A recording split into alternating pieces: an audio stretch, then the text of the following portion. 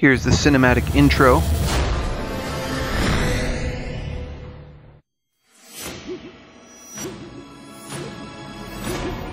Back when they were showing off what you could do with a computer in 2001. It loads pretty fast on a modern computer, as you can see. It used to be kind of slow.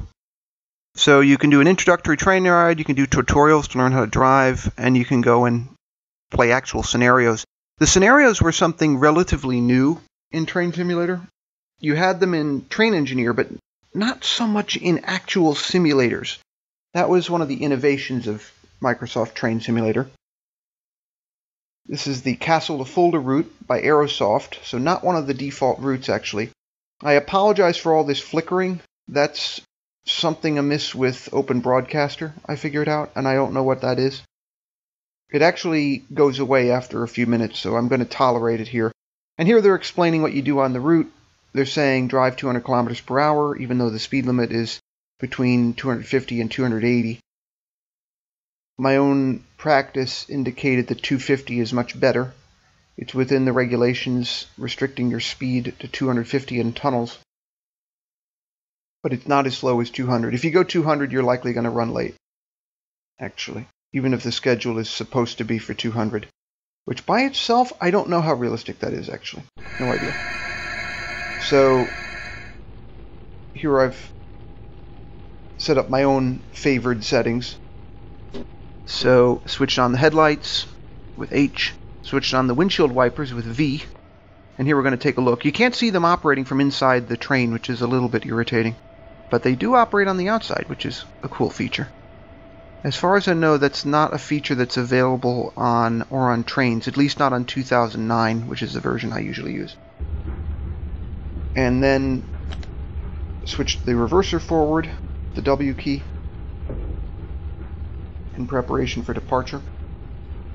Normally you would hit the Enter key to load, but on the first station you don't do that. You can hit the B key to get a realistic announcement to the passengers, at least on this add-on.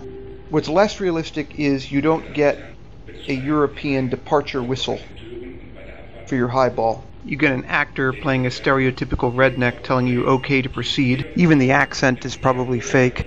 On a real American railroad, even in the South, you would get a radio call telling you highball. You wouldn't be told by the conductor to your face, probably.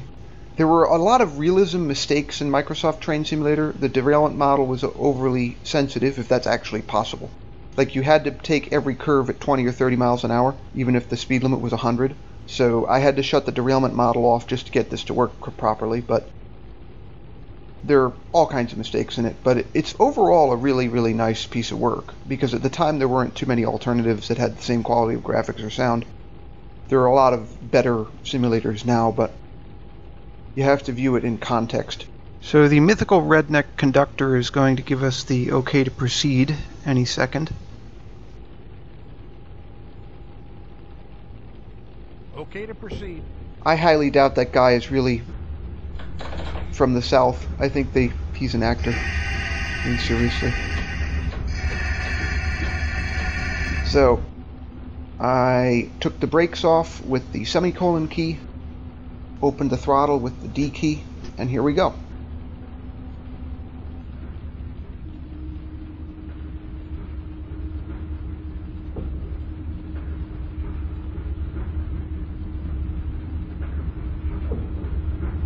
The highway traffic is something that a lot of people aren't aware of. If you notice it on the bridge there, that's a feature that was in Microsoft Train Simulator going way back, but hardly anybody used it because you had to crank your graphics settings way up. And computers in 2001 didn't have enough power to do that very well. Almost nobody ran it at full resolution, although I am running it at full resolution here pretty much. Not in pixels, but in all the graphics detail and the sound detail. Everything is at maximum here, which is nice. It comes out reasonably well. This particular scenario, you're driving in the rain, and I found that visibility is good enough so that it doesn't affect you very much. Your cab signals are not fully functional. For example, your indice, you don't have to acknowledge it. You only have to acknowledge your CIFA, and your CIFA isn't every 20 seconds. It's a much, much longer interval. and only if you're not putting in any control inputs. So it's not really realistic, actually. You also don't have LZB cab signaling, which on a line like this, any high-speed line in Germany, for that matter, any line with a speed limit over 160 kilometers per hour, you will have LZB. So this is unrealistic. You wouldn't have Intercity on this line. What is realistic is that there are a lot of tunnels. This is because they constructed a line this way, along with a lot of other high-speed lines in Germany, to keep the line as flat as possible.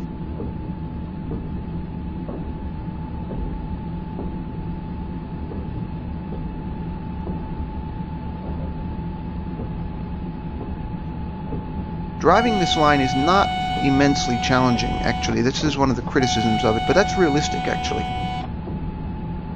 It's designed to be easy to drive incredibly fast because it's a dedicated high-speed line. That's the whole point. And because I'm driving the ICE-3, which was the most advanced ICE when Microsoft Train Simulator was developed, it picks up speed very fast. So I'm already going 250k here. We're zooming right along, and I'll maintain this speed till pretty close to the end, actually.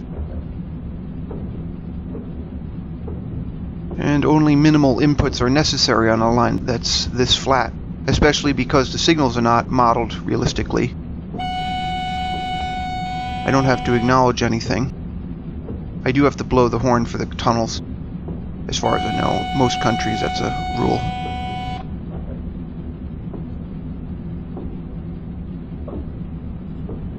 There are no crossings on the line, which is standard for a high-speed line. There aren't any intermediate stations either, so it's not possible to work a local service on this line, which is realistic in the sense that high-speed lines are not for local services.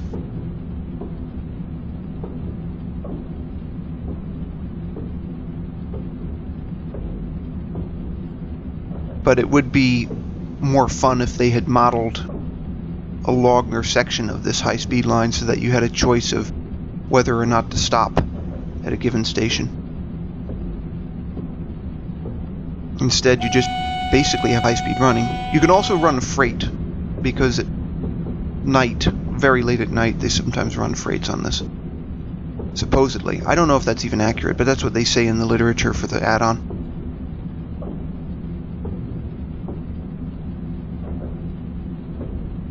So anyway, you just saw an AI ICE-1 zooming by.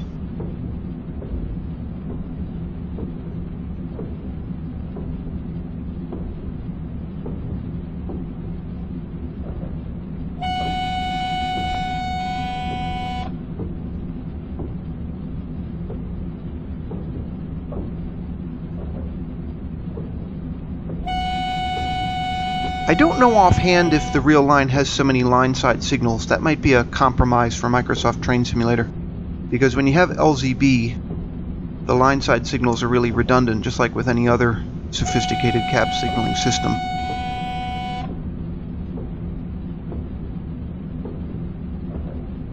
Now you might ask why I decided to do this add-on route instead of one of the default routes for Microsoft Train Simulator.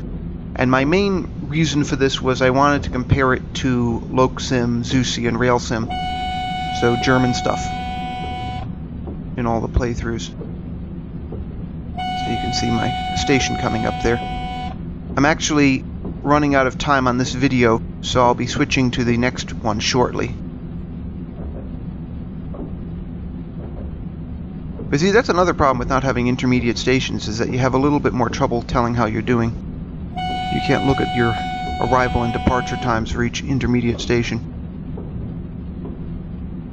Now, in theory, I could make some time with this train between the tunnels. But the problem with that is that I would have to stand on the brakes going into the next tunnel, and that's sloppy driving and would lose me points, actually. So I've chosen just to hold 250, which is what the instructions recommend. Contradictorily, they say 200 and then they say 250. Anyway, see you in the next video.